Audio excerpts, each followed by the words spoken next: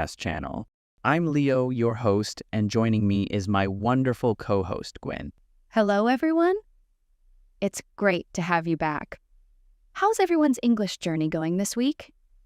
Mine's all right, but sometimes I just can't seem to think in English.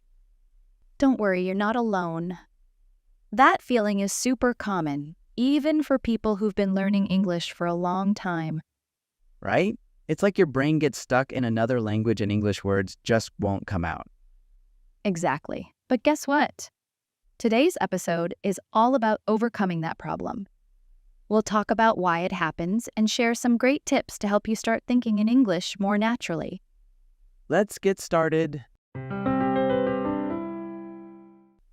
So, let's talk about this problem. Why is thinking in English so hard? Well, first, it's a habit. Our brains are used to thinking in the language we grew up with. It's just natural. Plus, when you're learning a new language, your vocabulary might not be big enough to express all your thoughts. Absolutely. And finally, sometimes a lack of confidence can hold us back. We worry about making mistakes, so we might not want to think in English at all. But remember, everyone makes mistakes while learning. So, what can we do? Don't worry, there are ways to train your brain. Let's start small. Try describing your day in English. Start simple. Try listing your daily tasks in English, like wake up, eat breakfast, or go to work. What are you doing right now? I'm sitting at a desk, talking into a microphone. You can also describe things around you. Look at your desk and say, there's a pen, a notebook, and a lamp. Even talking to yourself in English helps. Narrate your actions by saying, I'm putting on my shoes or I'm opening the door. The more you practice, the more natural it will feel. The other key is building your vocabulary. The more words you know, the easier it will be to think in English. There are lots of ways to learn new words, flashcards, apps, or even writing them down and using them in sentences. This means you look at the cards again and again, but not too often. You look at them a little bit apart. This helps you remember the words better. You can find lots of information about this on the internet. It's really helpful. It's important to start slowly and build up your word list. Try to use new words every day. If you do this, you will start to think in English more and more. It will feel natural. Let's look at some words related to today's topic. Overcome, meaning winning against a challenge. Example, she overcame her shyness and started talking to new people in her class. Express, meaning show or tell someone how you feel or what you think. Example, he expressed his happiness at learning a new word. Confidence, meaning feeling sure of yourself and your abilities. Example, speaking English in public gave her more confidence. Narrate, meaning telling a story or describing things around you. Example, the grandpa narrated exciting stories about his adventures. Benefit, meaning an advantage or a good result. Example, learning English has many benefits, like making new friends and traveling the world. Does confidence help with thinking in English? Yes, confidence helps. When you feel good about your English, you're more likely to use it in your head. This makes it easier to think in English over time. Is learning grammar different from thinking in English naturally? Yes, grammar rules are like instructions for building sentences. Thinking in English is like using those instructions to have a conversation. You can speak English without knowing all the rules. Do you have any tips for beginners in English, Gwen? Of course. There is a method I really recommend for those who find it hard to think in English. It's called immersion. It means surrounding yourself with English all the time to learn it better. This means you try to listen, read, and speak in that language as much as possible. Start with things you enjoy. Read a simple story in English, maybe with pictures. Or listen to music you love with English lyrics. Singing along is a fun way to practice.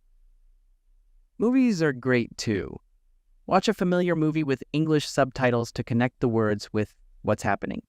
The more you listen, read, and watch in English, the more your brain gets used to the language. Okay, so you are surrounded by English. But how do you start thinking in English? This is where talking helps. There are awesome apps like HelloTalk or Tandem where you can chat with native English speakers. It's like making a friend who can help you practice. Don't forget about English clubs or online groups. Talking with real people in a friendly space is a great way to gain confidence and start thinking in English on the spot. Remember, the key is to keep practicing.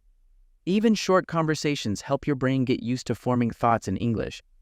Learning a language takes time, like growing a strong, beautiful tree. You wouldn't expect a tiny seed to become a giant tree overnight, would you?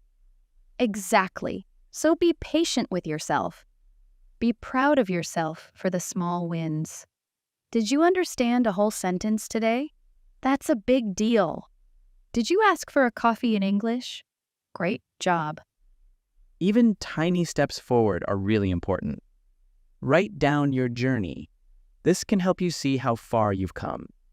Looking back at your achievements, even the small ones, is a great way to see how far you've come. It shows that your hard work is paying off. Reward yourself for doing well, even if it's just a tiny bit. This will help you want to keep learning English and make it fun. Learning something new is hard. It's okay to make mistakes. Everyone does. Imagine a baby learning to talk.